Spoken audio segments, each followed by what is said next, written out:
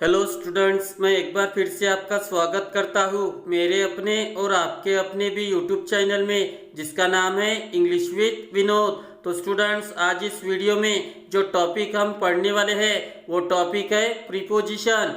जी हाँ स्टूडेंट्स, आज हम दो प्रीपोजिशन पढ़ने वाले हैं। पहला है इनसाइड और दूसरा है आउटसाइड। तो स्टूडेंट्स, इनका इंग्लिश में यूज क्या है, ये किस तरह यूज होते हैं, यही आज हम पढ़ने वाले हैं। ओके, तो चलिए वीडियो को स्टार्ट करते हैं और पढ़ते हैं the use of inside and outside. Okay, तो सबसे पहले पढ़ते हैं डेफिनेशन। ये रही इनसाइड की डेफिनेशन। क्या है? इट मीन्स ऑन और to the inner part of something, जिसका अर्थ होता है के अंदर। जी हाँ स्टूडेंट्स, हम इनसाइड कब यूज करते हैं?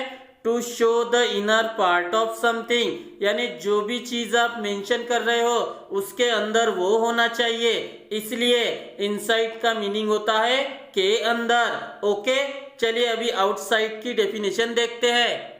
ये रही आउटसाइड की डेफिनेशन स्टूडेंट, चलिए रीड करते हैं। क्या है? इट मीन्स ऑन और to the outer part of something, जिसका अर्थ होता है के बाहर। जी हाँ स्टूडेंट्स, आउटसाइड इनसाइड के अपोजिट कार्य करता है, क्योंकि ये दोनों एक दूसरे के विपरीत होते हैं। अगर इनसाइड के अंदर होता है तो आउटसाइड के बाहर होता है। आप देख सकते हो the outer part of something. Okay, तो चलिए एग्जाम्पल्स की तरफ मूव करते हैं और इनसाइड और आउटसाइड को और अच्छे से पढ़ते हैं। ओके, ये रहे दोनों के पहले एग्जाम्पल स्टूडेंट, चलिए रीड करते हैं कि क्या है। तो इनसाइड का पहला एग्जाम्पल है there's a gold watch inside the box, जिसका मीनिंग होता है बॉक्स के अंदर एक गोल्ड वॉच है। तो देखिए स्टूडेंट्स, किसके अंदर बोला जा रहा है? बॉक्स के अंदर। तो देखिए ये मीनिंग आ रहा है और हमने डेफिनेशन भी क्लियर कर दी है। डेफिनेशन में क्या था? The inner part of something. तो यहाँ पर इनर पार्ट किसका है? बॉक्स का, इसलिए इसका मीनिंग है बॉक्स के अंदर गोल्ड वॉच है। ओके, चलिए अभी आउटसाइड का एग्जाम्पल देखते हैं। और आउटसाइड का पहला एग्जाम्पल है you can park your vehicle outside our house, जिसका अर्थ होता है आप अपनी गाड़ी को हमारे घर के बाहर पार्क कर सकते हो। तो देखिए कौन सा मीनिंग आया है? के बाहर, और डेफिनेशन भी क्लियर हो गई है। क्या है definition? The outer part of something. तो इस सेंटेंस में आउटर पार्ट किसका बोला जा रहा है? हाउस का, इसलिए इस सेंटेंस का मीनिंग है आप अपनी गाड़ी को हमारे घर के बाहर पार्क कर सकते हो। ओके, चलिए अभी सेकंड एग्जांपल देखते हैं। ये रहा दोनों का सेकंड एग्जांपल स्टूडेंट, चलिए रीड करते हैं कि क्या है। तो इनसाइड का सेकंड एग्जांपल है there's enough water inside the drum, जिसका अर्थ होता है ड्रम के अंदर पर्याप्त पानी है। तो देखिए कौन सा मीनिंग आ रहा है? के अंदर, और इनर पार्ट ऑफ समथिंग भी आ रहा है। तो कौन सा इनर पार्ट है यहाँ पे? ड्रम के अंदर का, इसलिए इस सेंटेंस का मीनिंग है ड्रम के अंदर पर्याप्त पानी है। ओके, चलिए अभी आउटसाइड का सेकंड एग्जांपल देखते हैं। और आउटसाइड का सेकंड एग्जांपल है someone is waiting for you outside the canteen, जिसका अर्थ होता है कोई कैंटीन के बाहर आपकी राह देख रहा है। तो किसके बाहर बोला जा रहा है? कैंटीन के बाहर। तो देखिए यहाँ पर आउटर पार्ट किसका है? कैंटीन का, और मीनिंग भी आ रहा है के बाहर। तो यही आउटसाइड होता है। ओके, चलिए अभी इन दोनों का तीसरा एग्जाम्पल देखते हैं। ये रहा इन दोनों का तीसरा एग्जाम्पल स्टूडेंट, चलिए रीड करते हैं कि क्या है। तो इनसाइड का थर्ड एग्जाम्पल है गो इनसाइड द चर्च, जिसका अर्थ होता है चर्च के अंदर जाओ। तो देखिए किसके अंदर जाने की बात हो रही है? चर्च के अंदर। तो इनर पार्ट किसका हो गया है? चर्च का, और मीनिंग भी आ रहा है के अंदर। तो यही इनसाइड होता है। ओके, चलिए अभी आउटसाइड का थर्ड एग्जाम्पल देखते हैं। तो आउटसाइड का थर्ड एग्जाम्पल है there were many vehicles outside the garage, जिसका अर्थ होता है गैरेज के बाहर बहुत सी गाड़ियां थी। तो किसके बाहर बोला जा रहा है?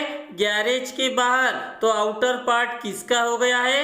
गैरेज का, और मीनिंग भी आ रहा है के बाहर, तो यही आउटसाइड होता है। ओके, तो चलिए अभी इन दोनों का आखिरी एग्जाम्पल देखते हैं। ये रहा इन दोनों का आखिरी एग्जाम्पल स्टूडेंट। चलिए रीड करते हैं कि क्या है। तो इनसाइड का आखिरी एग्जाम्पल है there were plenty of animals inside the cage, जिसका अर्थ होता है केज के अंदर बहुत सारे एनिमल्स थे। तो देखिए किसके अंदर बोला जा रहा है? केज के अंदर। तो इनर पार्ट किसका हो गया है? केज का, और मीनिंग भी आ रहा है के अंदर, तो यही इनसाइड होता है। ओके, और केज का मीनिंग तो आपको मालूम ही होगा, जिसका अर्थ होता है पिंजरा। तो चलिए अभी आउटसाइड का आखिरी एग्जाम्पल देखते हैं। और आउटसाइड का आखिरी एग्जाम्पल है I was waiting for him outside the park, जिसका अर्थ होता है पार्क के बाहर मैं उसकी राह देख रहा था। तो किसके बाहर बोला जा रहा है? पार्क के बाहर।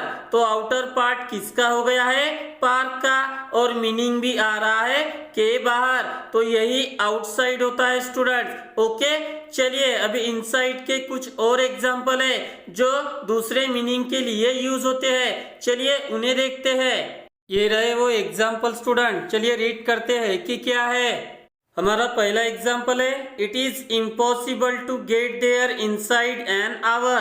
तो स्टूडेंट्स इसका अर्थ होता है 1 घंटे के अंदर वहां पहुंचना इम्पॉसिबल है। तो स्टूडेंट्स इनसाइड का ये मीनिंग हम टाइम को मेंशन करने के लिए यूज करते हैं।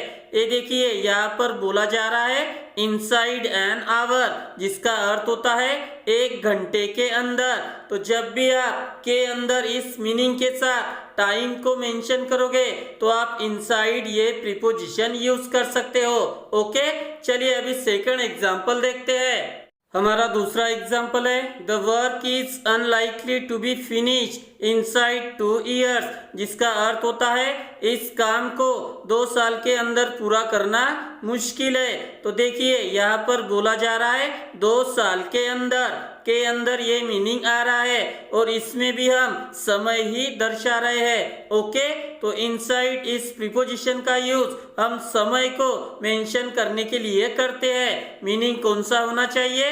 के अंदर। ओके, और एक बात स्टूडेंट्स, के अंदर इस मीनिंग के लिए हम विद इन इस प्रीपोजिशन का भी यूज करते हैं, और उस पर मैंने एक वीडियो बनाई हुई है। ओके, तो इनसाइड की जगह आप विद इन भी यूज कर सकते हो, क्योंकि दोनों का ही यूज सेम होता है। ओके, तो मैं आशा करता हूँ कि आपको द डिफरेंस बिटवीन इनसाइड और आउटसाइड समझ में आ गया होगा।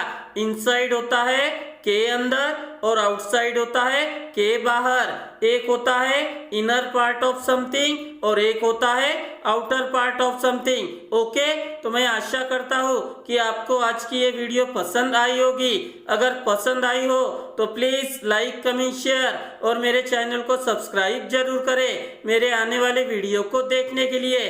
Okay, thank you very much.